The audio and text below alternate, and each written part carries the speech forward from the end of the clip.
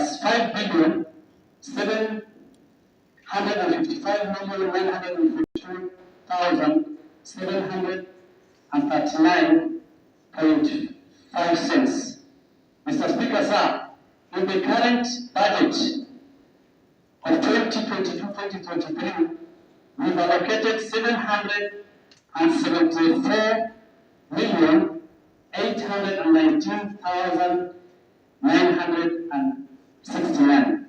That accumulates, Honorable Speaker, to 6,550,762,708 shillings and 50 cents, Honorable Speaker. Honorable Speaker, that is the much that the County Assembly has done in order to settle the pending bills. Mr. Speaker, I brought this motion in regards to the response that was brought by the CEC for Finance, indicating the amount of pending bills, Honorable Speaker, that are yet to be settled. So, Honorable Speaker, the public out there might be asking, Honorable Speaker, the roles that we play in this county, so that, Honorable Speaker, the pending bills and the daily activities, Honorable Speaker, of TANARIVER County can go forward. Honorable Speaker, as I have already stated, when these bills accumulate, Honorable Speaker, and keeping in mind that some of the contractors, Honorable Speaker, went to the banks, they borrowed a loan, Honorable Speaker. Some of them sold, Honorable Speaker, their properties. I know, Honorable Speaker, many people, Honorable Speaker, in my ward, some who sold their livestock, Honorable Speaker, some who gave out, Honorable Speaker, their plots, Honorable Speaker, so that they can borrow some amount of finances, so that, Honorable Speaker, they can construct or give services to the county government, who, Honorable Speaker, as far as 2017, some back in 2015, Honorable Speaker, during the first county government, up to date, have not been paid, Honorable Speaker. So, Honorable Speaker, it's our humble duty as the members of this county assembly, whose responsibilities, Honorable Speaker, are well enshrined in the articles of constitution, that legislation, Honorable Speaker, the oversight and representation, Honorable Speaker, lies with us, Honorable Speaker, to make sure that, Honorable Speaker, we move forward and intervene, Honorable Speaker, and make sure that executives, Honorable Speaker, account for 6 billion, Honorable Speaker, 6,550,762,000, Honorable Speaker, that this assembly allocated to them, Honorable Speaker, for the pending bill settlement. Honorable Speaker, through the response, Honorable Member, on page 2, the response that was given by our CEC for Finance, Honorable Speaker, the second page, the last paragraph, Honorable Speaker, on plans to settle the pending bills, Honorable Speaker, our member for Finance indicated, saying that settle pending bills for the financial year 2019-2020, and before that have been audited and declared eligible for payment. This reflects the first in, first out basis and is meant to ensure that we meet directives that have issued by oversight institutions, key among them being the Office of the Controller of Budget. Honorable Speaker, they say no man loses his freedom except through his own weaknesses. The oversight role, Honorable Speaker, lies with this office. And led to the fact that the Controller of Budget, Honorable Speaker, plays a key role. But the Controller of Budget, Honorable Speaker, does not know. He doesn't understand, Honorable Speaker, what is going on, Honorable Speaker. Who Crown, Honorable Speaker. We are the ones who approved the pending bills. We are the ones who approved the budgets. We are the ones who have set aside funds to clear these pending bills. So, Honorable Speaker, when our CC, whom I do respect, that we do take on him, Honorable Speaker, is telling us that this thing will be played meeting the directives from the office of the Controller of Budget, Honorable Speaker, to me doesn't make sense.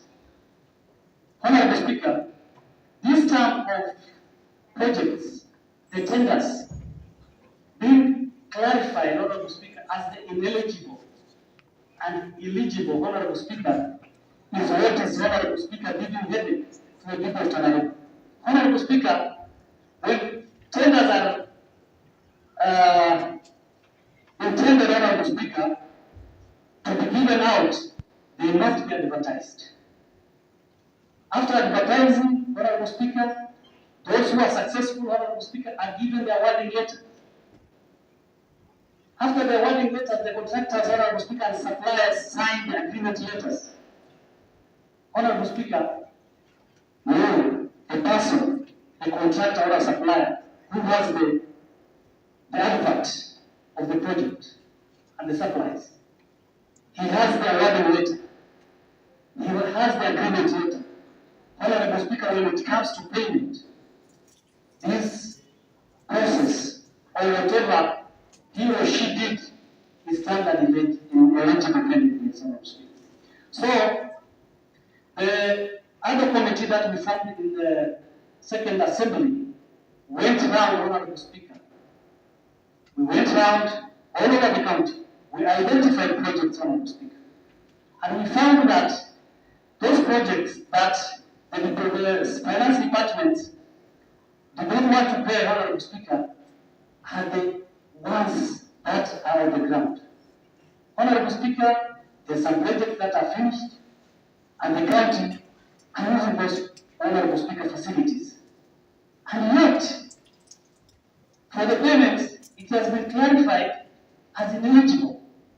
This contractor cannot wake up, Honorable Speaker, one day and decide to construct a hospital, Honorable Speaker, or a dumping site, or another shed, Honorable Speaker, without the consent of that county, Honorable Speaker. So I'm asking myself, if this thing is illegal, how comes that the contractor has the awarding letter? How comes that the county has also signed the agreement letter, Honorable Speaker? So, Honorable Speaker, when you look deep into these issues, we find that, Honorable Speaker, there's something fishy that is cooking, Honorable Speaker, in the finance department. Honorable Speaker, the original contractors who give services to this county are not paid. Those who did not do anything, Honorable Speaker, have been paid, Honorable Speaker. And when we ask for the companies, Honorable Speaker, that these pending bills are paid to, Honorable Speaker, they bring a very tiny written letters, Honorable Speaker. Even if you can use your lenses, you cannot even see, Honorable Speaker. Honorable Speaker, we are all alive to the fact that on 14th, Honorable Speaker, on 14th of February, the governor and his team, Honorable Speaker, were invited to appear before the Senate Committee on Public Accounts and Investment, Honorable Speaker. And all of us as Tanarivians understand the embarrassment that the governor went through. Because, Honorable Speaker, the Department of Finance brought a report, even some pages, Honorable Speaker, were blank. And I recall, Honorable Speaker, the chair, the main chair for that committee questioned, Honorable Speaker, the ability of our CEC for finance. And he told the governor, Honorable Speaker, if at all he's a member of this bank, Honorable Speaker, and he cannot even construct prepare, Honorable Speaker, financial statement.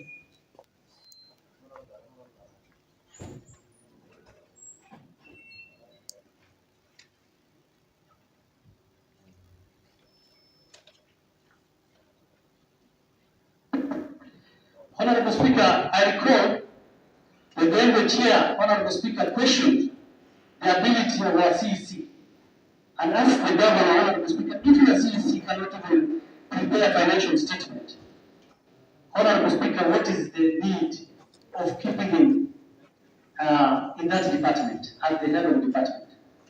But because, Honorable Speaker, I know our governor is a kind-hearted man, Honorable Speaker, he did not relieve the CEC from his job, Honorable Speaker. Little did he know that, Honorable Speaker, the people of TANARIVER are suffering at the expense of his kind heart, Honorable Speaker. You can imagine, Honorable Speaker, since 2016, we have a report, Honorable Speaker, and the other committee's report, the second assembly. There are some suppliers and contractors who are given job by the first county government, and they yet to be paid up to date, Honorable Speaker.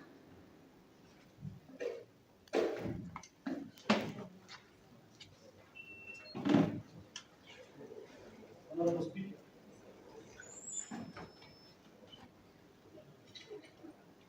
Honorable Speaker, it might be a sabotage, but we need to continue, Honorable Speaker. We are strong enough to understand, Honorable Speaker, all the difficulties. So, Honorable Speaker,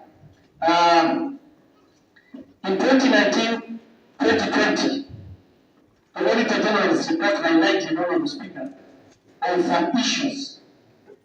The projects with high outstanding balances that documents were not provided for audit. Honorable Speaker, I've just picked three departments. Department of Water, Department of Lands, and Department of Medical Services. That's health. In the Department of Water, Honorable Speaker, there is a contractor by the name Monic Kenya Limited, who also applied, Honorable Speaker, and delivered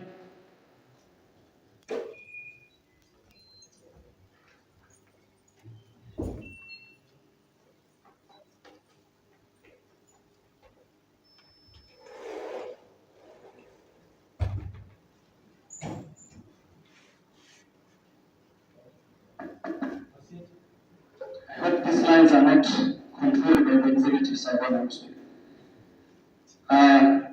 Mr. Speaker, the supply and delivery of new equipment, Honorable Speaker, the outstanding balance is 73,332,740 with no documents. We have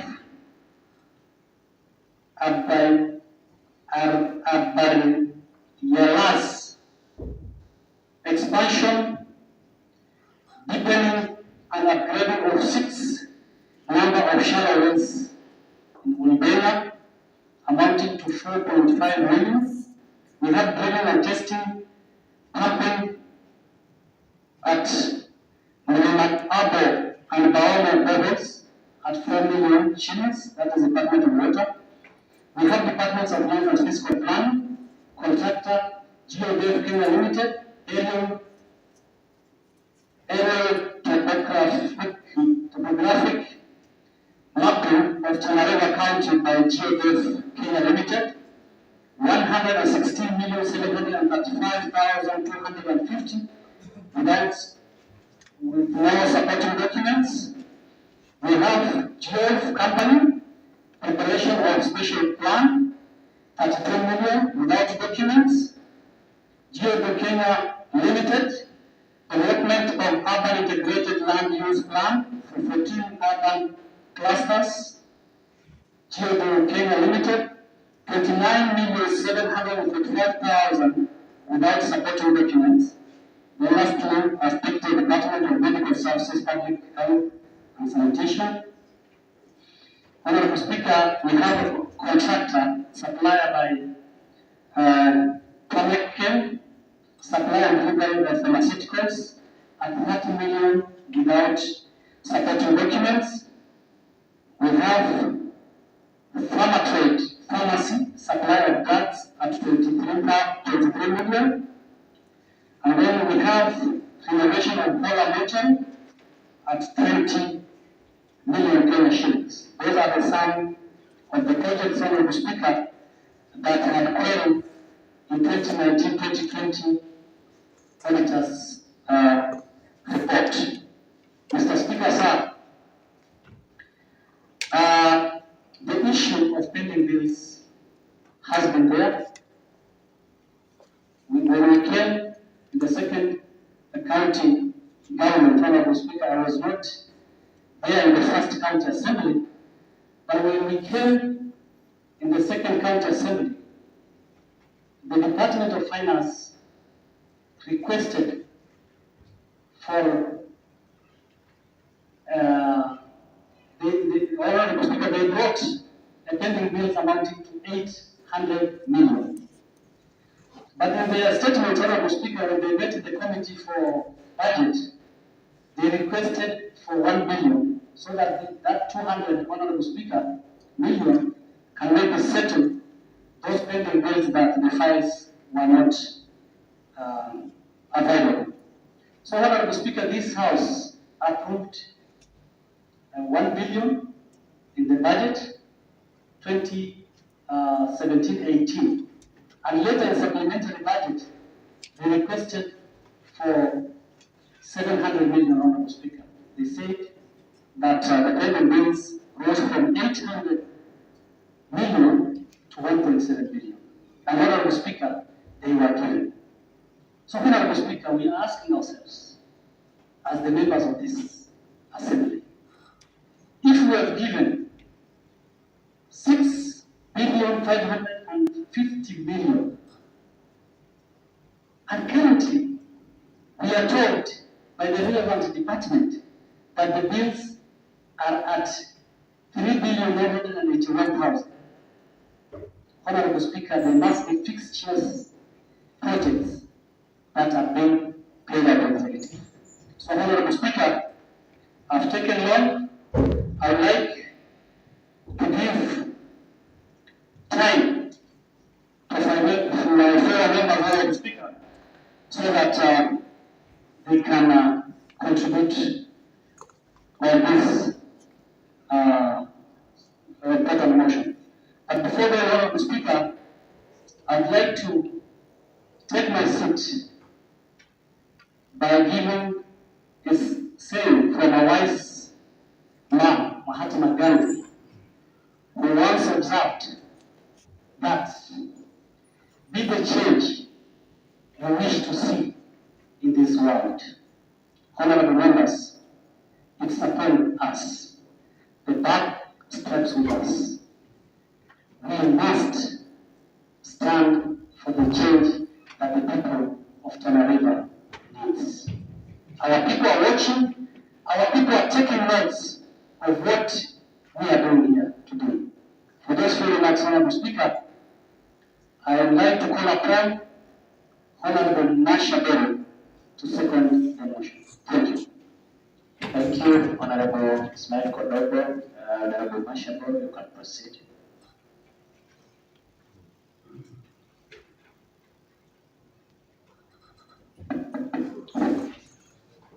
Asante sana Mheshimiwa Spika kwa kunipa fursa hii, Mheshimiwa Spika, kuchangia ripoti ya HADA Committee.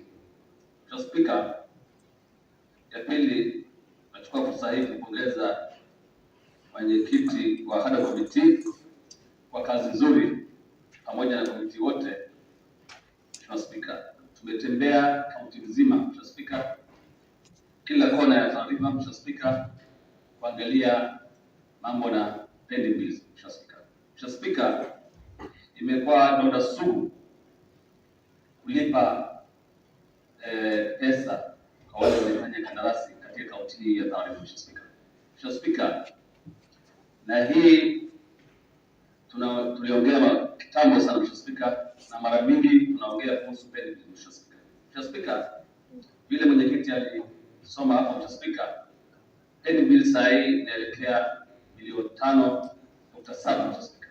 Mr. Speaker, inamaanisha Mr. Speaker, tangu miaka 2020 Mr. Speaker, haijawahi kulipwa watu wa taarifa wale ambao walifanya kazi Mr. Speaker. Mr. Speaker, sisi kama committee tumeenda sehemu za kipindi Mr. Speaker. Tumeona project ambaye ilimalizika 90% Mr. Speaker, na mwenyewe project hajalipwa Mr. Speaker. Mr. Speaker, kuna project Mr. Speaker ya miaka 2015 2016 mpaka sasa hii haijalipwa kwa sababu hiyo project zimesimama Mr. Speaker.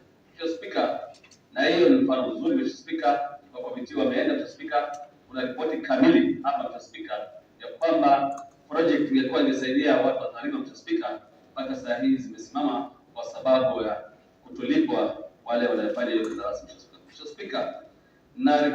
Na committee imekuja na recommendation Mr. Speaker, ya kwamba kuhakikisha kwamba hiyo peni bills zisho Mr. Speaker. Tulipoangalia files Mr. Speaker, files zote Mr. Speaker ambaye tulifuatilia Mr. Speaker, tukaona kwamba kazi imefanyika Mr. Speaker. Kwanza nashukuru watu wa taarifa wale wanapewa kazi Mr. Speaker, walifanya kazi nzuri. Huwezi ambiwa jamaa hajafanya kazi Mr. Speaker. Kama ni barabara Mr. Speaker, ukienda utaona barabara inafanyika. Shida nini? Shida kutolipwa Mr. Speaker. Mr. Speaker, ikifika tu pale kulipa Mr. Speaker, files zinapotea. Maana inaitwa hii inafaa, hii haifai Mr. Speaker. Mr. Speaker, na hii nyumba Mr. Speaker, tumepitisha peni bills ya bilioni 5.7 Mr. Speaker. Budget kila budget tumepitisha hapa kwa hiyo Mr. Speaker. Kwa hiyo Mr. Speaker, tunaomba Mr. Speaker, wale ambao wanahusika hasa waziri wa fedha Mr. Speaker, awe wazi kulipa hii peni bills kwa taarifa Mr. Speaker. Committee inasema kwamba Mr. Speaker, walipotembea Mr. Speaker, tulichagua kila county ya kila sub county Mr. Speaker, Gasten, Galole na Bura. Randomly tukachukua kama taarifa Tana Delta kule, tulichukua sehemu za Kipini, sehemu za Gasten South na Gasten West Mr. Speaker. Tulipotembea Mr. Speaker, hiyo project 57% Mr. Speaker, ni project ambaye ilifanyika Mr. Speaker, kulingana na ripoti ya committee Mr. Speaker. Na hii committee ilitembea na kuhakikisha kwamba kila project ambaye tulienda Mr. Speaker, tulikuwa na ripoti Mr. Speaker, na mwenye hiyo anafanya kazi tunamtafuta, na tunaona kwamba wengi hawajalipwa. Wengine alilipwa ya kwanza, ya pili hajalipwa Mr. Speaker. Mfano mzuri Mr. Speaker, project ya 2016 Mr. Speaker, kama hospitali ya oncology Mr. Speaker na Danisa Mr. Speaker, imeisha iko 90% malizika Mr. Speaker, kulipwa ile last payment Mr. Speaker, mpaka sasa hii since 2016 2017 mpaka sasa hii hiyo pesa kidogo ambayo bado Mr. Speaker, hata kutafuta hata vijuzi nimeona hapa anatafuta alipe ili amalize kazi Mr. Speaker. Hiyo ni hatari kubwa sana Mr. Speaker. Sasa hii vile tunaongea Mr. Speaker, county government wakitangaza project yoyote Mr. Speaker katika county hii, watu wa taarifa hawako tayari kuchukua kazi. Hawako tayari kuchukua kazi kwa sababu watu wa kwanza hawajalipwa. Kila mtu anaogopa Mr. Speaker. Kwa hivyo Mr. Speaker, inaonekana kwamba TANARIVER hii hakuna kazi itafanyika Mr. Speaker. Pesa tunapitisha hapa na wananchi hawako tayari kuchukua project Mr. Speaker. Mr. Speaker, pesa ikija kuna faili za robo za dinero Mr. Speaker. Supply, development, mambo study, mambo ya barabara, mambo zingine Mr. Speaker, huwezi ona kilipo Mr. Speaker. Mr. Speaker, inalipa kitu inaitwa nini? Supply. Mr. Speaker, inalipa maji, inalipa karatasi, inalipa tile Mr. Speaker, inalipa vitu vingine Mr. Speaker. Lakini Mr. Speaker, kujenga ECD, ukijenga ECD utalipwa Mr. Speaker. Ukitengeneza barabara utalipwa Mr. Speaker. Ukijenga choo Mr. Speaker utalipwa. Lakini ukisupply maji Mr. Speaker utalipwa. Ukisupply karatasi utalipwa. Ukisupply tissue Mr. Speaker utalipa, lakini Mr. Speaker project ambayo inasaidia watu wa Tana River Mr. Speaker hailipi Mr. Speaker. Na hii ndio sisi tunasema kwamba serikali hii imefelisha watu wa Tana River, imeangusha kaunti ya Tana River. Na Mr. Speaker, tukiongea hivi Mr. Speaker, tuko na ushahidi ya kutosha, tuwezi kuamka na kuongea Mr. Speaker. Tuko katika budget Mr. Speaker, ripoti ya committee kwa hapa Mr. Speaker, governor amefail kufanya kazi yake Mr. Speaker. Yeye na mawaziri yake Mr. Speaker, since miaka 2017 Mr. Speaker, gavana wetu Dado Mr. Speaker, Dado Mr. Speaker, hajawahi kanyaga gazeti la ward Mr. Speaker, hajawahi kufanya kitu maendeleo gazeti South Mr. Speaker, hajawahi kwenda gazeti West Mr. Speaker, yeye na mawaziri yake Mr. Speaker. Hakuna waziri mmoja Mr. Speaker siku moja aende kutembelea gazeti Central Ward mambo na maendeleo Mr. Speaker. Katika miaka hii mitano iliyopita na mpaka sasa hivi Mr. Speaker, hakuna waziri ameenda kukagua miradi ya serikali. Mr. Speaker, hakuna chief officer anakaa ofisini hajui mambo ya banga Mr. Speaker. Wewe chief officer wote hajui kama kuna damu ngapi Mr. Speaker. Wewe chief officer ya samaki Mr. Speaker, hujui watu wa kipindi wanaendelea Mr. Speaker.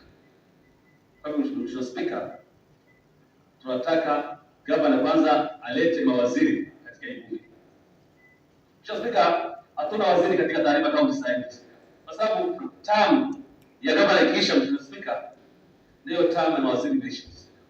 Tunataka mawaziri iletwe haraka kwa sababu watu wa Tana River wanataka kazi ifanyike kulingana na sheria Mr. Speaker. Kulingana na sheria Mr. Speaker, tunataka mawaziri iletwe kwa sababu sheria inasema kwamba term ya governor ikiisha na term ya waziri imeisha Mr. Speaker, ndio ili watu wa Tana River wafanye kazi. Mr. Speaker, kwa mchache Mr. Speaker, nasimama kuunga mkono ripoti hii ya committee Mr. Speaker, na nataka niombe wenzangu waheshimiwa wa county ya Tana River tusimame imara kuhakikisha kwamba watu wa Tana River wanapata huduma. Usiangalie mambo ya chama, umetoka ODM, umetoka UDA, umetoka Wiper, sisi tunasimama kwa haki. Kama watu wa Tana River yakipimwa, kama mtu wa Madogo akifinyika, hata mtu wa Kasese ndio anafinyika.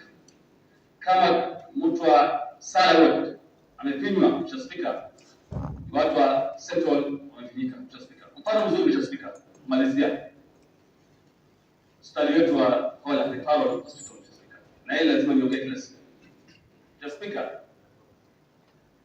tunapitisha 1.3 billion every year Mr. Speaker, bilioni 1.3 kuhakikisha kwamba maendeleo ya hospitali yafanyike Mr. Speaker.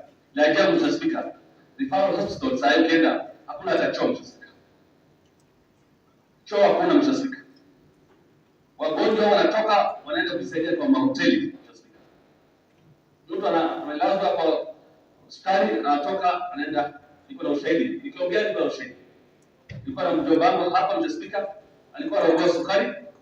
Ikifika wakati ya kujisaidia Mr. Speaker, anatoka anachukua bodaboda anaenda town kujisaidia na rudi Mr. Speaker.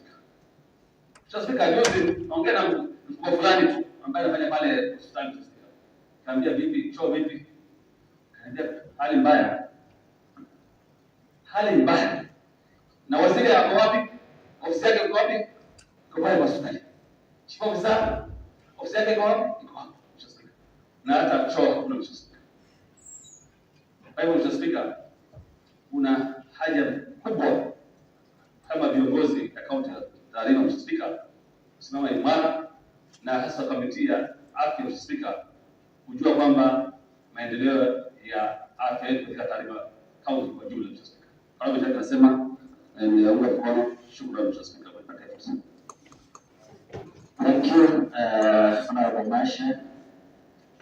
Honorable members, I now propose that, aware that the National Treasury has sent circular reference number DGI-PE/A/1/80 to the county governments, highlighting on the need to take disciplinary measures against accounting officers who have failed to pay contractors and suppliers despite receiving budgetary allocations from the exchequer.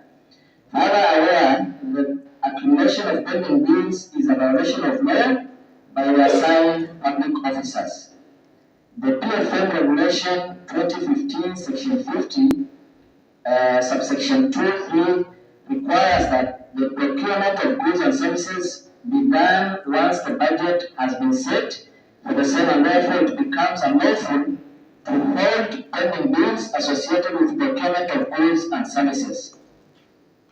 Noting that the provision of essential services are adversely affected when counties are overburdened with debt payment, consequently, late settlement of debts attracts more interest and penalties, and when bills remain unsolved for too long, investors' confidence is eroded and counties may lose reliable suppliers and contractors.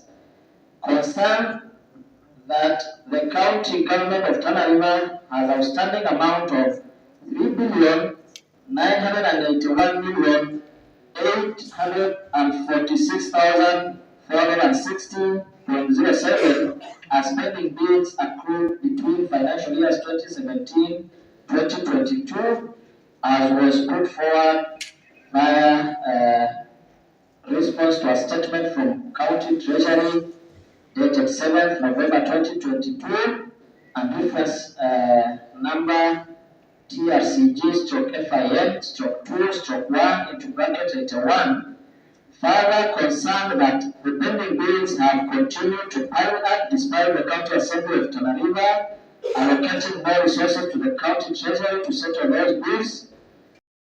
Therefore urges the County Government of Tanariva through the Department of Finance and Economic Planning to 1. Prioritize the payment of pending bills before embarking on new financial commitments. 2. Set aside half of the county development expenditure budget to pay pending bills. Honorable members, the floor is now open for debate. Thank you. Mheshimiwa Makajarso.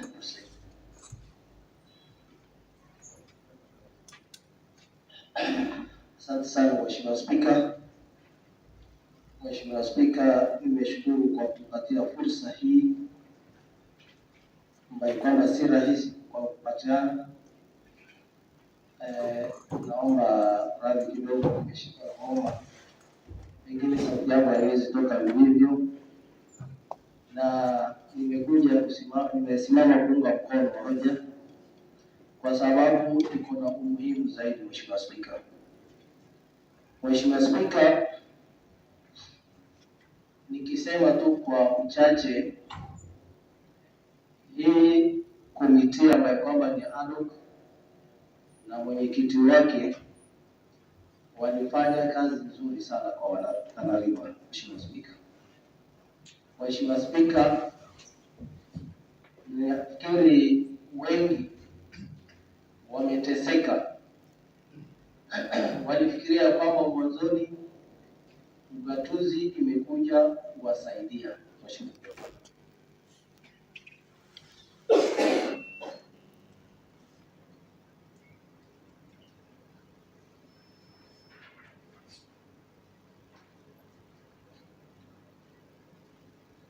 ugatuzi ilikuja kuwasaidia wananchi wa Tanariva, kwa sababu mbeleni ilikuwa ikipigwa makelele ya kwamba huduma ya serikali iko mbali kwa sababu iko Nairobi, haiwafikii. Kumbe mambo yamekuwa ni kinyume. Watu wamefilisika kwa sababu walipata contract, walipata matenda, walifanya kila kitu, na nafikiri nawapongeza sana watu wa Tanariva kwa sababu walipopewa hiyo kazi, wenye kujenga hospitali, wenye kujenga mashule, wenye kujenga mabarabara na kila kitu walifanya. Mheshimiwa Spika, si kwamba hawa watu ni matajiri, lakini wamejitahidi wakafanya juu chini wakauza mbuzi, wakauza ng'ombe, wenye mandizi, wenye maembe, kila mmoja ili apate kunufaika baadaye. Mheshimiwa Spika, ni wasomeshe watoto wake, afanye shughuli zake. Mheshimiwa Spika, lakini mambo yamekuwa ni kinyume. Hizi deni ambayo kwamba iko deni kubwa ambayo kwamba imeshindwa kulipika, Mheshimiwa Spika, tangu wakati wa 2015 alafu 2016. Mheshimiwa Spika, serikali saa zote huwa inatumana pesa, na hii assembly ya TANARIVER inapitisha budget ili pending bills zilipwe, Mheshimiwa Spika, lakini upande ile ya pili imekuwa haina huruma kwa wana TANARIVER. Mheshimiwa Spika, sijui ni nidhamu imekosekana upande huo, kwa sababu nikiangalia, Mheshimiwa Spika, kama alivyoongea Mheshimiwa Masha hapa ya kwamba hospitali hii kubwa tu ukienda kuingia utakuta mengi ambayo kwamba hayaridhishi, Mheshimiwa Spika. Kwa hiyo Mheshimiwa Spika,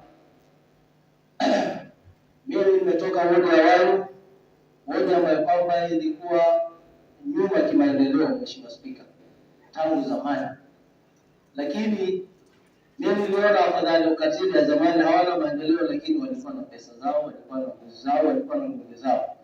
Mheshimiwa Spika, saa hizi ukienda hii wodi ya Wayu, watu walipewa miradi na imeenda ikawafilisi, na saa hizi zile ng'ombe ambazo kwamba walikuwa wakifuga, zile wanyama ambao kwamba walikuwa nayo ama kwamba ni rasilimali wao, saa hizi hawana, kwa sababu waliuza wakapeleka pesa zote katika hizo miradi.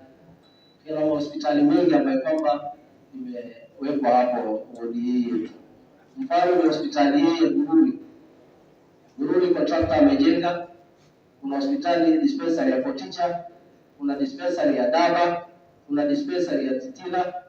Hizi zote zimejengwa, hata hospitali dispensary zingine ni kama zimekamilika, Mheshimiwa Spika, lakini cha kustajabisha watu hawapewi pesa zao, Mheshimiwa Spika.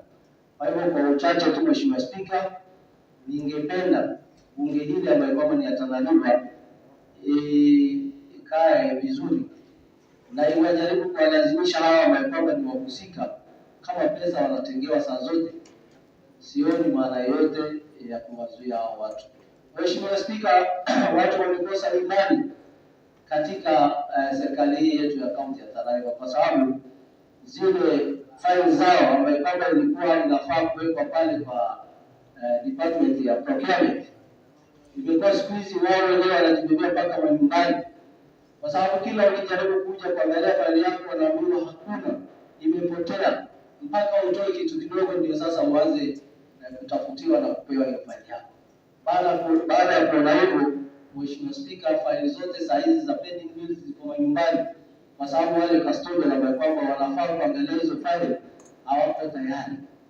Mheshimiwa Spika, nafikiri mengi yamefanywa, lakini tatizo ya ulipaji ya pesa imekuwa ni ngumu.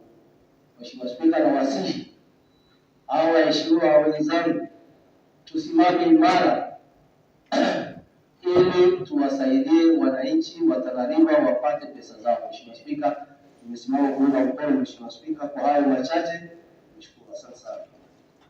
Thank you. Asante sana Mheshimiwa Maka.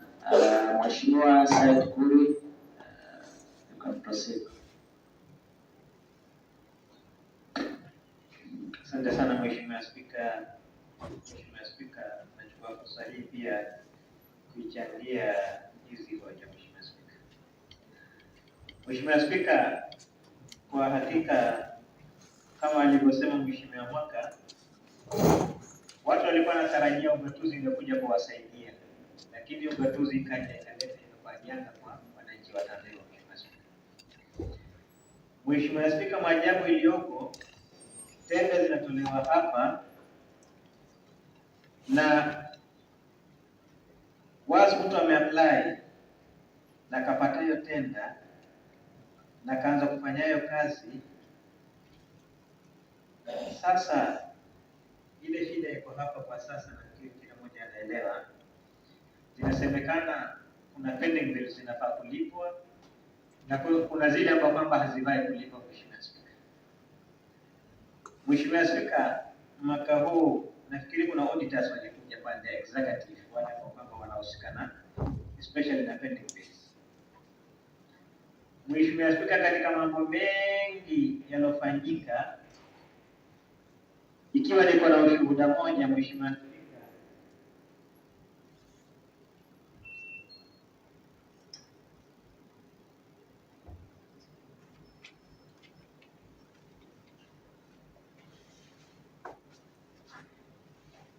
Mheshimiwa Spika, hawa watu baada ya kuja kukagua hizi maprojekti za kwetu hapa, kuna vitu walihalalisha kwamba zinafaa kulipwa, Mheshimiwa Spika, na hapo wakasema kuna vitu si halali, hazifai kulipwa, Mheshimiwa Spika. Mheshimiwa Spika, katika zile zilizosemekana hazifai kulipwa, nafikiri kila mmoja hapa isipokuwa ndugu yangu tu Mheshimiwa Shehe, hiyo pia ni mitihani ya Mwenyezi Mungu, hawa ni yeye, lakini hawa wengine wote wanaona. Nafikiri mtu akitembea hii barabara anaona pale kuna department ya land. Hiyo department ya land, mwenye hiyo kampuni baada ya kupata habari kwamba yeye hafai kulipwa, siku hiyo yeye kagongwa na pressure mpaka kwa kichwa. Nafikiri alikaa pande ya mwezi mzima, bili yake ikakuja 2.7 million, Mheshimiwa Spika. Mheshimiwa Spika, hiyo pesa kama ni kuchangiwa, kama ni kutafutwa, kama ni deni, wakati yeye anadai mamilioni ya pesa hapa na yanasemekana haifai kulipwa. Na hiyo tenda ilikuwa iko kwa gazeti, na wakaweka kwamba ni tenda ya special group. Maana katika tenda 30% nafikiri kuna youth, kuna women and persons with disability, Mheshimiwa Spika. Mheshimiwa Spika, ile maajabu kwa hapa, tenda inatangazwa hapa ground kama iko kwa gazeti ama iko katika website yao. Umeapply, umeshinda, umepata kila kitu, umesign agreement, kisha mtu kutoka Nairobi anakuja kuambia hii tenda sio halali. Je, Mheshimiwa Spika, hapa kunaweza tukafika mahali kweli? Hiyo nyumba imeisha, nafikiri tangu wamemaliza huyu mgonjwa amefunga hiyo nyumba mpaka leo. Wanataka kuingia kule juu, hawajaingia, na yeye amesema afadhali ni kufia hapo, lakini hakuna siku.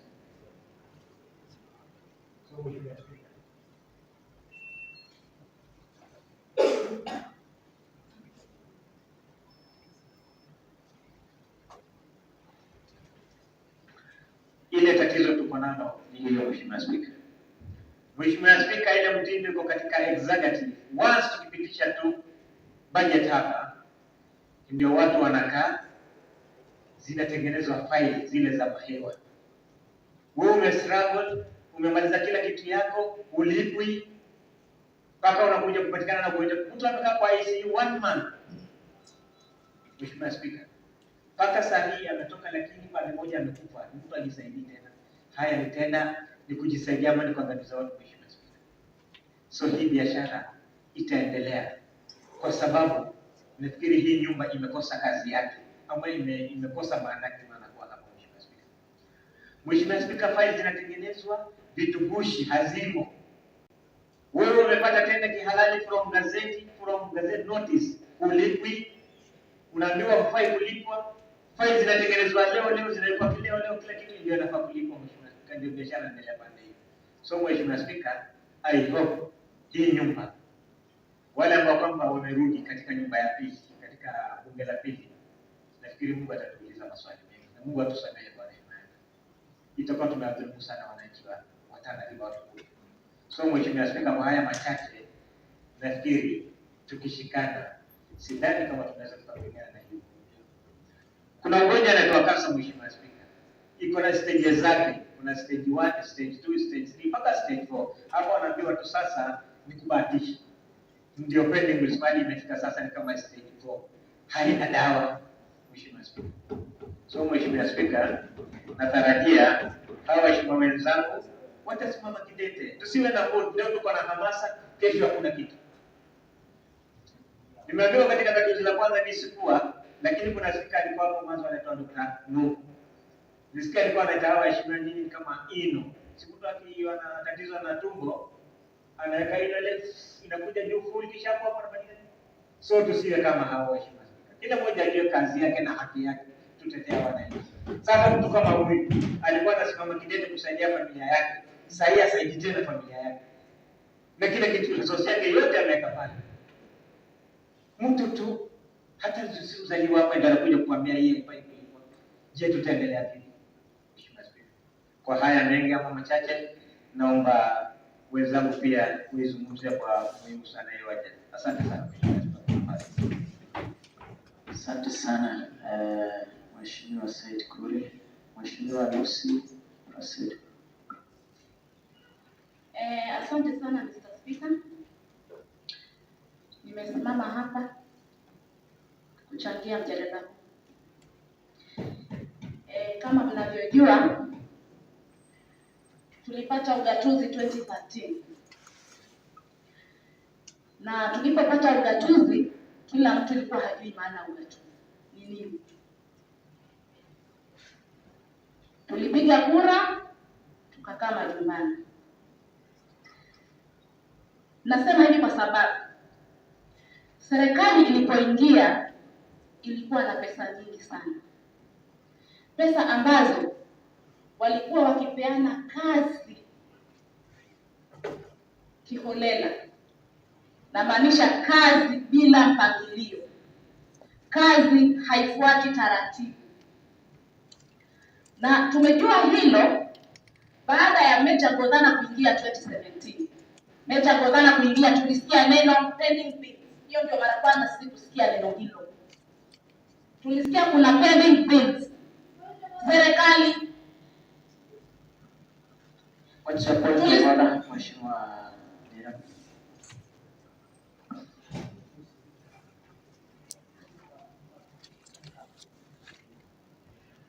Mheshimiwa Spika, Lucy aeleze zaidi akisema 2013 baadaye kuingia ndio umesikia maana ya pending bills. Aseme yeye, aseme wananchi wa Tana. Itakuwa ni makosa anasema. Sawa. Mheshimiwa Lucy Rasid. Na maanisha Meja Godana kuchaguliwa tu kuingia kwa serikali, aliona kuna tenda hazijalipwa. Kuna tenda hazijalipwa. Na ilikuwa ni kitu cha kushtusha sana.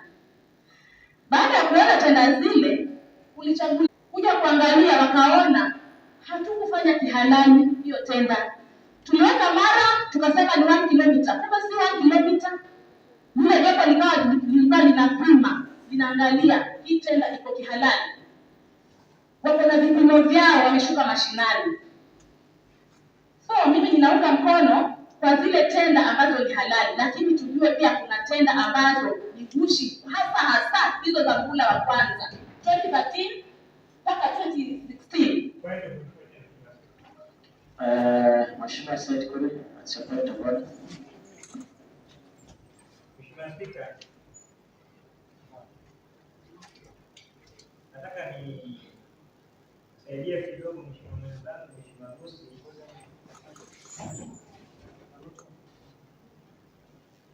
Nataka nimsaidie kidogo Mheshimiwa Lucy. Yeye amesikia pending bills wakati Meja Godana ameingia 2017.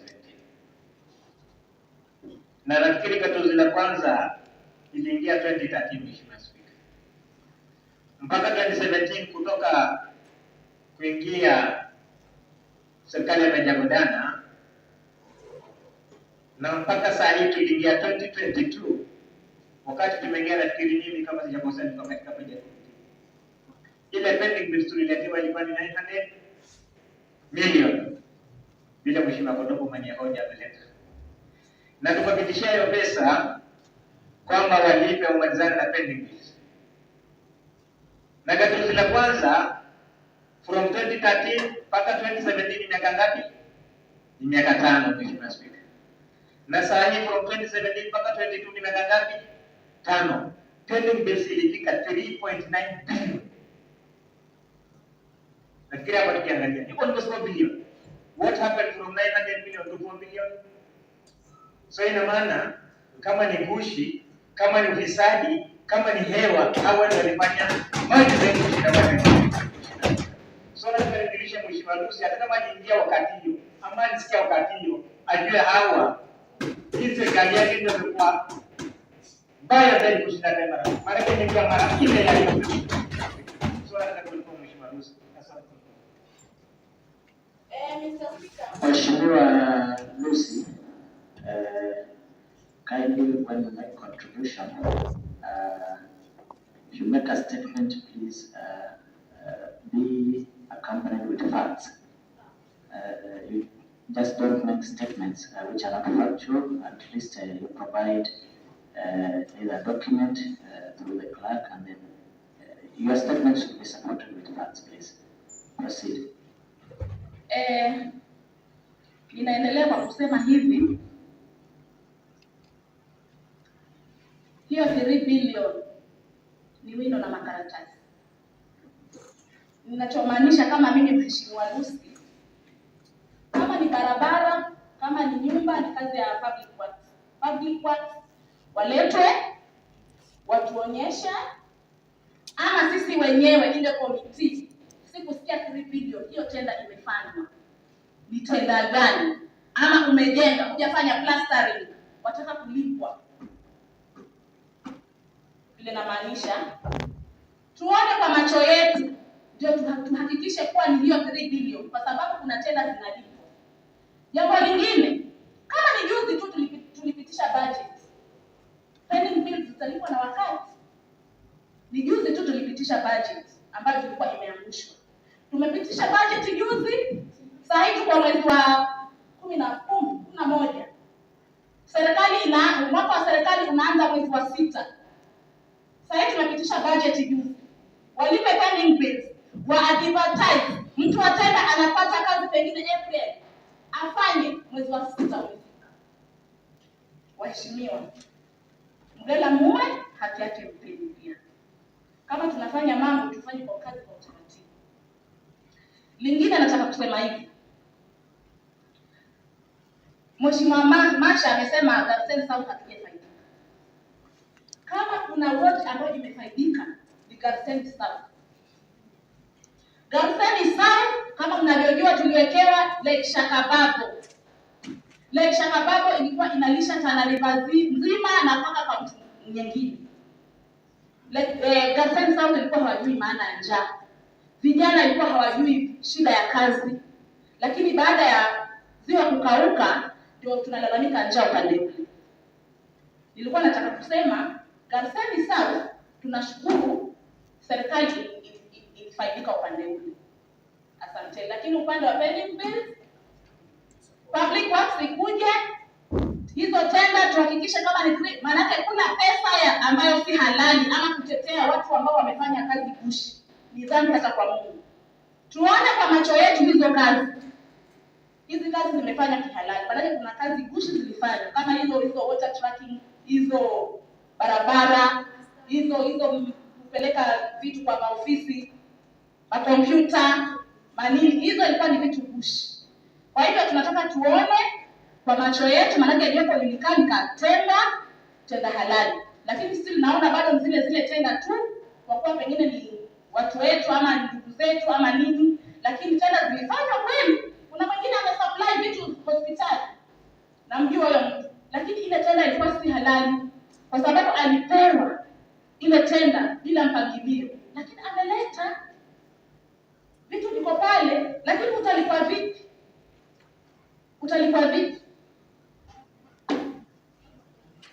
Thank you.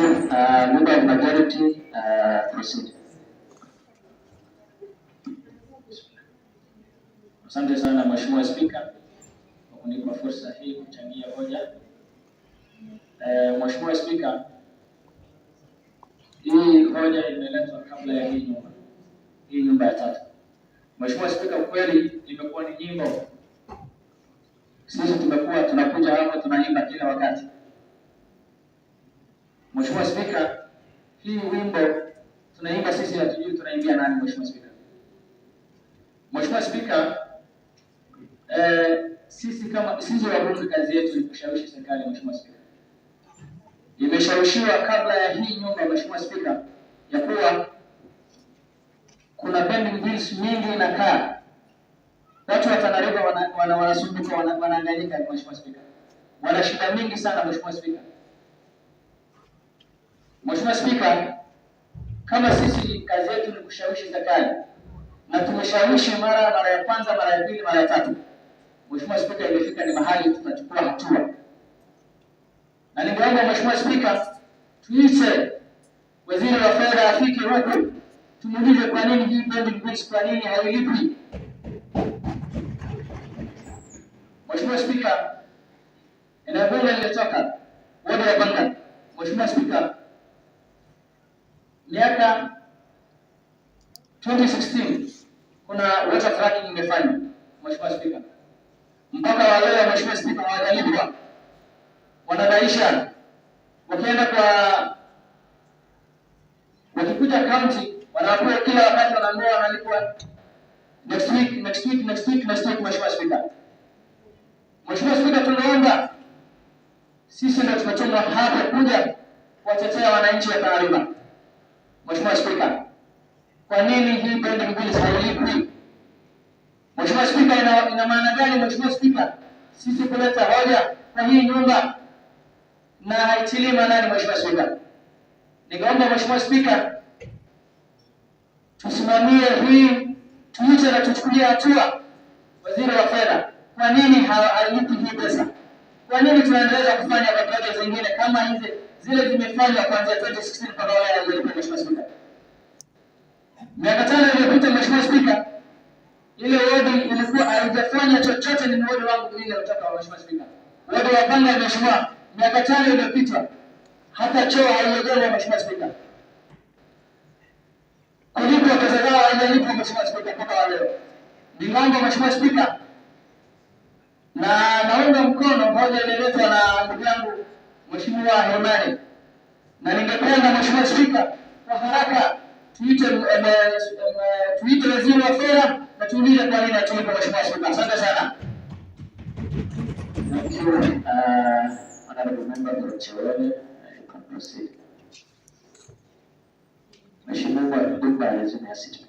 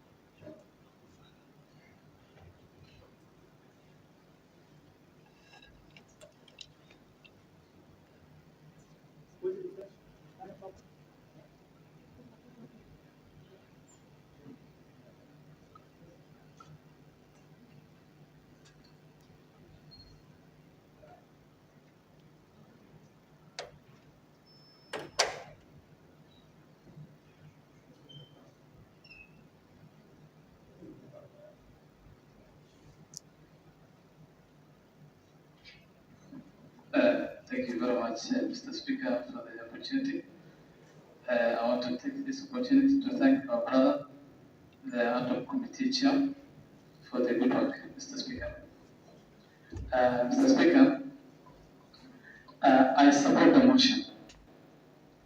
Mr. Speaker, this motion is not only important and beneficial to an individual, but to the larger TANARIVER, Mr. Speaker.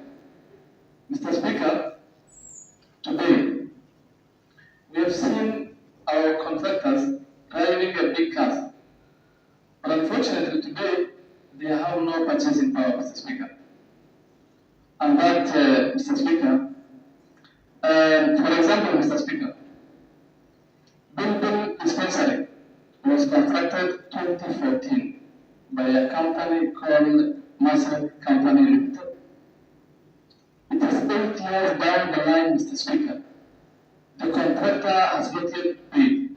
As we're speaking, Mr. Speaker, the contractor is in my office waiting for me. Mr. Speaker, I want to tell this, that the government of the day has failed, terribly failed, Mr. Speaker, and will not allow this to happen again, Mr. Speaker. Mr. Speaker, I want to say this. Today, these honorable members and this House should stand firm, Mr. Speaker, to intervene this matter. In line with this, Mr. Speaker, I want to add this. Soon, we will write a letter to the Treasury to stop disbursement of TANARIVER County funds. Simply because, Mr. Speaker, we have no implementers. There is no CECs in TANARIVER, Mr. Speaker. Their time has lapsed, Mr. Speaker. And we want to tell the government and the current government of the day that will give them a duration of 1 week. If they will not got the remaining CECs to this House, Mr. Speaker, we will write a letter to the Treasury and to stop the funds of TANARIVER County. Thank you, Mr. Speaker, for the opportunity. Thank you. Mheshimiwa Paul Barnes.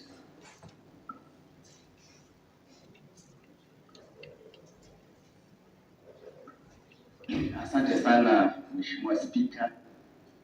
Pia kwa niaba ya wajumbe wenzangu nikushukuru kwa sababu ni siku nyingi hatujakuwa pamoja. Leo Mheshimiwa kutoka Kilimani ameleta hoja ambayo ni nzito, lakini nimesimama kuunga mkono hoja hii kwa sababu mimi mwenyewe kibinafsi kuna mambo ambayo nikitendewa sifurahii. Lakini hawa Waswahili wako na misemo mingi sana. Kuna msemo mmoja unasema jivu la mvuma hufunika aliye mbali.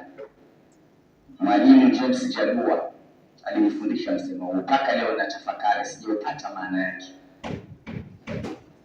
Lakini napenda tu kusema hivi. Kibinafsi sipendi kudaiwa ama kudai. Hata kama ninadaiwa shilingi 1000 nina pesa usingizi, lazima nilipe ndio nipate amani, kwa sababu ninajua fika kuna mwenzangu ninamuumiza. Na pia kama ninadai nakosa amani, kwa sababu nahitaji hiyo senti nipate inisaidie. Lakini nilipofika katika nyumba hii nimeshangaa kusikia pesa nyingi sana zikitajwa. Kwa lugha ya kimama wanasema ni mamilioni ya kipata, yaani ni pesa nyingi sana hazihesabiki. Lakini tu kwa ufupi ningependa kusema hivi, licha ya kwamba ninaunga mkono hoja hii, lakini kuna jambo moja kidogo niko na wasiwasi nalo katika pendekezo hili ama hoja ambayo imeletwa. Lakini kusema kweli ni kwamba yale wanaopitia wanatana ni mazito, na sisi tuko huko nje tunayasikia, tuko na habari kamili. Kwa mfano, kuna contractor mmoja anaoitwa Kiwalani Contractors and Supplies alifikia mpaka nyumbani akasema, hii ndio sauti yetu, nyinyi ndio watetezi. Alipata contract akajenga playground upande wa Maroni na vyoo. Alimaliza mwaka 2019 2020, na mpaka leo anadai milioni 3.9. Alikuja nyumbani na majonzi, nilimhurumia, na katika hiyo kazi aliwekeza zaidi ya milioni karibu 2. Sasa alienda hasara, hajui amkimbilie nani. Kwa hivyo kuna umuhimu wa kusimama na kuongea kama jambo lina ukweli, kusisitiza ili Watana wapate haki yao.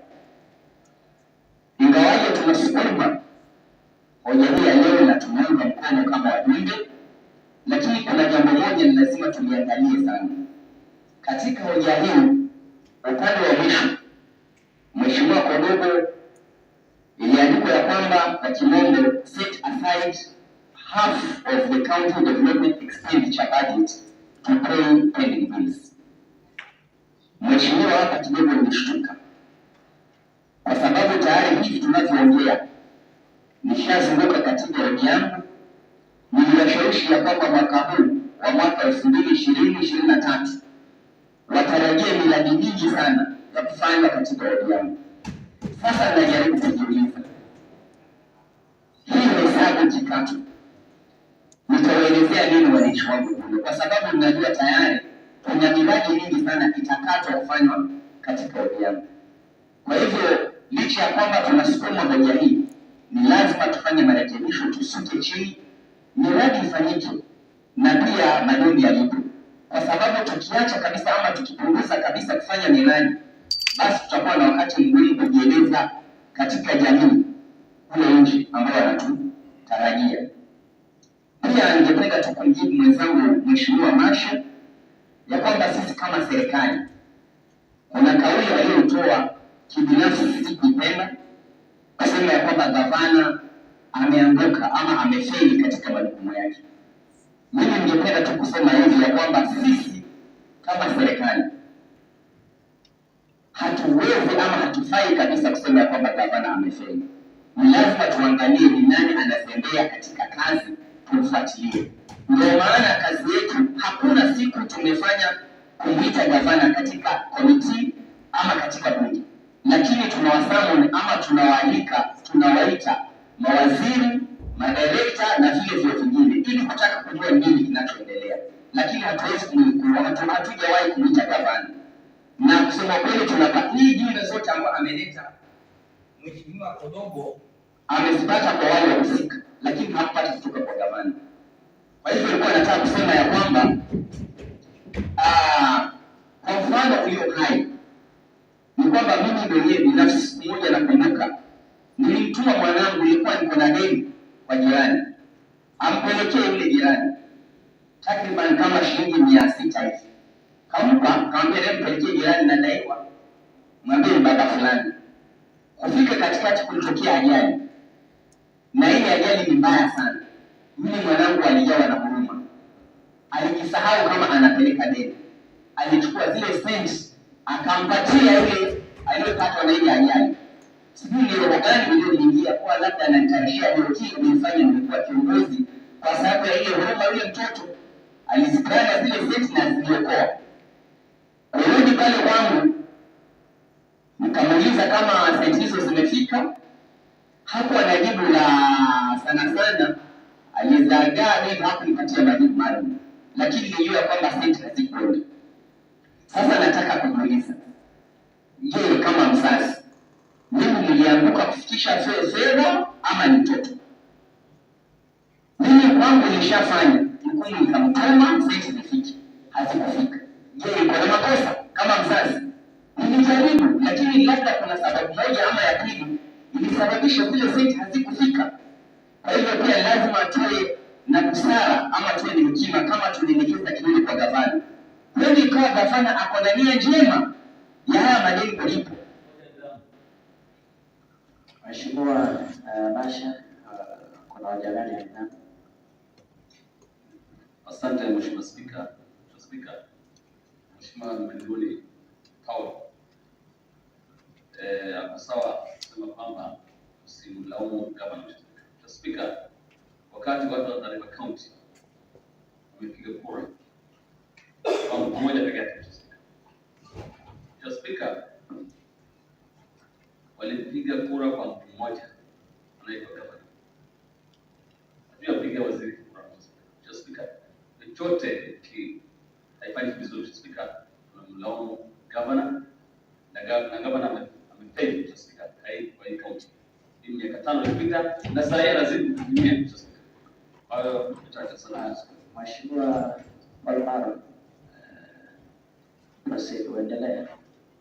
Mheshimiwa Spika, nataka kumjibu Mheshimiwa Masha. Kumbukumbu zangu ziko wazi na ziko hai. Nakumbuka tu hatujawahi kuwa waheshimiwa katika nyumba hii, lakini kulikuwa na hoja ya kumtoa mamlakani waziri cheo aje. Sasa siku nataka kupima wakati huo ni nani aliyezembea katika kazi. je, ni mheshimiwa gavana ama ni waziri geoardhi? Kama ile kazi ilikuwa inasembea, mbona hawajamleta gavana wamtoe katika mamlaka, lakini walimleta yule mhusika? Nataka tu msimamie hapa, nataka kuendeleza, nimalize ile niko nayo. Tafadhali Mheshimiwa Masha, nipatie ruhusa ni protect nilinde tafadhali, Mheshimiwa Spika. Asante. Ningependa kusema hivi, hiyo ninaomba tu kama nyumba ya waheshimiwa tusilete sana malumbano kati yetu na serikali, upande wa serikali. Tutafuteni jinsi tutakavyowasaidia Watana. Je, ni nani anayezembea katika kazi? Kwa sababu haya majukumu yamepewa wahusika.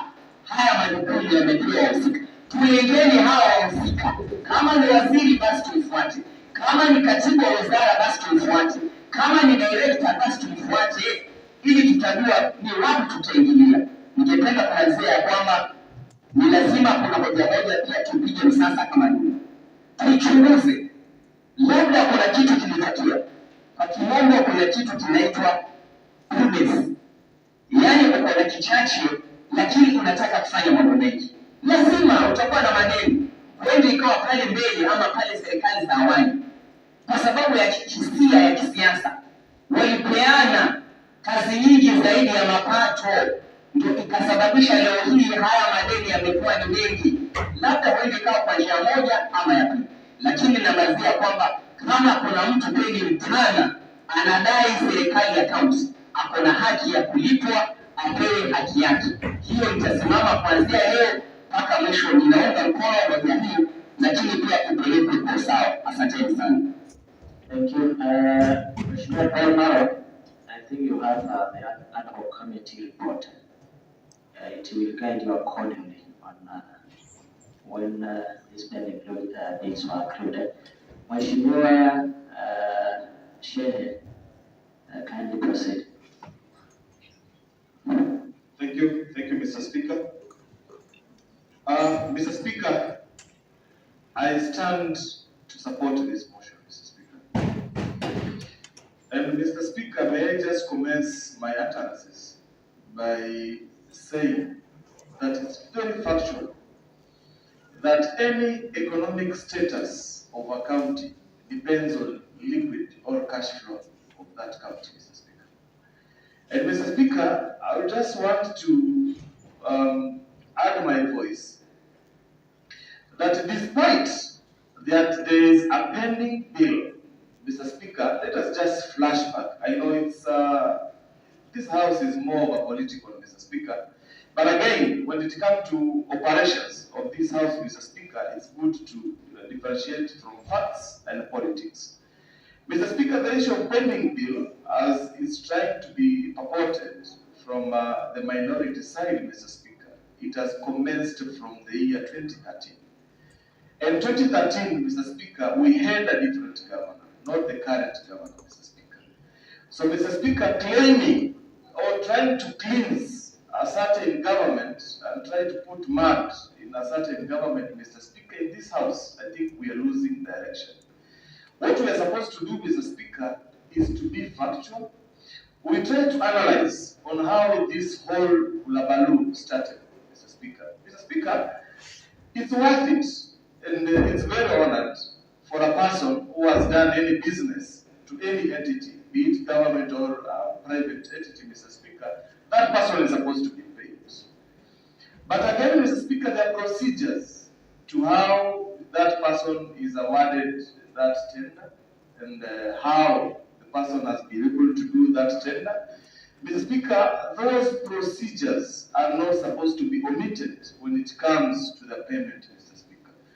Mr. Speaker, the pending bill issue has been a discussion for a very long time, Mr. Speaker, and being a resident of TANARIVER County, Mr. Speaker, we know some of these issues that are taking place, Mr. Speaker, but I insist that this House should be able to aim at every stakeholder that is involved in all this issue, Mr. Speaker. So, Mr. Speaker, I support this motion, but again, I need this House to look at this matter in a very sober manner, Mr. Speaker, and avoid politics when it comes to such matters. So, Mr. Speaker, the report that is being mentioned here regarding the ad hoc committee, I think both Honorable Masha and Honorable Kodopo, I don't know if they were in that ad hoc committee, Mr. Speaker. I have not been able to go through that report because I expected to have those reports in my email address. That is one. Two, this is a third assembly, Mr. Speaker, and I think the report was done in either first or second House, Mr. Speaker. So I have just a recommendation, if Honorable Kodobo can be able to take this, to resume on this matter, because it's quite some time. So many transactions has been able to take place from when that report was made. So my suggestion is, this matter be looked afresh. We deliberate on it in the relevant committee, Mr. Speaker, and come up with proper measures on how this pending bill can be able to be handled. So, Mr. Speaker, I just want to add my voice on the same note, and also keep urging this House to be sober when discussing such matters, because we bring politics, we are going to spoil everything that is being tabled. So let us just be focused. Let us face the giant together, Mr. Speaker, and try to bring changes to our county, because changes is what we need in our county, Mr. Speaker. There is no compromise, there is not anything, but we need change, and Tana River needs to grow. And this House is supposed to be mandated. It's his mandate to ensure that Tana River gets better. Thank you so much, Mr. Speaker. Thank you. Thank you. Mheshimiwa Mutaro, proceed.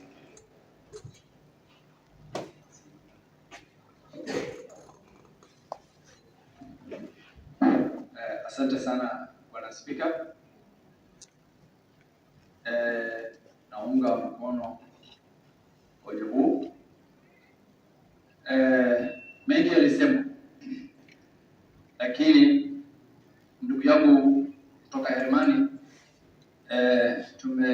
nimekubali yale ameleta, lakini mambo mengine saa zingine nasema ni mzuri tuangalie vizuri, kama mfano vile imeandikwa hapo mwisho kabisa, half of the budget, half of the to be set aside development expenditure budget. Naona haya sikubaliani na yeye, lakini mzuri tuangalie vizuri. Yengine, ule anaishi karibu na mto hana habari na wayu shida ile kona ya maji, Panga hana habari naye. Kwa hivyo ile mambo ya kusema ile kazi ilipeana ilikuwa push, mfano water tracking zingine ilikuwa halali, ilisaidia watu na iliokoa maisha, lakini ule anaishi karibu na mto hana habari kwamba water tracking inasaidia. Kwa hivyo nasema pia waheshimiwa wengine, wakati unaongea ongea na utu wa binadamu, ya kwamba kile kitu ambao hauelewi vile inafanya huko, saa zingine ni mzuri kuuliza. Kwa hivyo kuna pending bills ambayo hujalipwa kuhusu bado water tracking, na hii saidia watu sana sana, hasa Chawele ward, Sala, Bangali na Wewe ward ilisaidia sana sana, na tunasema aliyefanya asante, aliyotoa pia asante. Kwa hivyo yale mengine ni kusema ya kwamba serikali hawalipi. Hii serikali tunaongea ni nani? Ndugu yangu, nakubaliana naye vile nasema, saa zingine sio tunaangalia tu gavana peke yake, lakini pia tuangalie mwenye anatenda hiyo kazi. Accounting officers, kwa lugha ya Mungu, Kwa hivyo nasema pia lazima tuwaite, tuwahoji yale mambo vile yanaenda. Mfano, budget committee yetu yatafanya kazi mengi, tujue ya kwamba si makampuni wanalipwa na kina nani, pesa ni gani, mambo yote lazima tuangalie kwamba miaka gani ilipeanwa. Mfano unasema miaka gani ilipeanwa, nani alipewa hiyo kazi, idara gani ilipea hiyo kazi, gani mtu alifanya, na pia ni ngapi ile pesa anadai kaunti hiyo mtu. Na isitoshe ile mambo ya kusema eligible and eligible ni nani na kwa nini, tutauliza committee, tutakutana leo na tutafuatilia mwenye anahusika hiyo ofisi. Kwa hivyo nasema mimi pia, tafadhali tusiseme tu gavana peke yake. Najua pia mara zingine ataingilia, lazima, lakini CECs ama waziri ama chief officer lazima wawe wanashughulikia kazi ambayo walipewa na wanapeana kazi vile itakana. Yale yengine mfano ni kusema ya kwamba wenzetu tukisema wapinzani, tukipinzana hapa haina maana mingi, ni kuleta tu pamoja ya kwamba yale tunaongea yanasaidia mambo ya TANARIVER. Kwa hivyo tuko hapa kusaidia watu wetu TANARIVER, wakiwa hawajui kwamba hatui mpinzani, huyu si mpinzani. Muhimu yote ni sending bills ilipwe na watu wetu wafaidike. Tafadhali sana. Pia naomba pia watu wa committee ya Public Account Committee ama Implementation Committee wafuatilie, tafadhali sana, wafuatilie na tujue ya kwamba ile contract ambayo ilifanywa imemalizwa, na kama imemalizwa kwa nini haijalipwa. Tafadhali sana tuwajibike hata sisi, sio mambo tu tunasema tunapiga mdomo. Hapana, wote ndio tumetoka hiyo kazi imefanywa. Kama imefanywa imelipwa, kama haijalipwa kwa nini?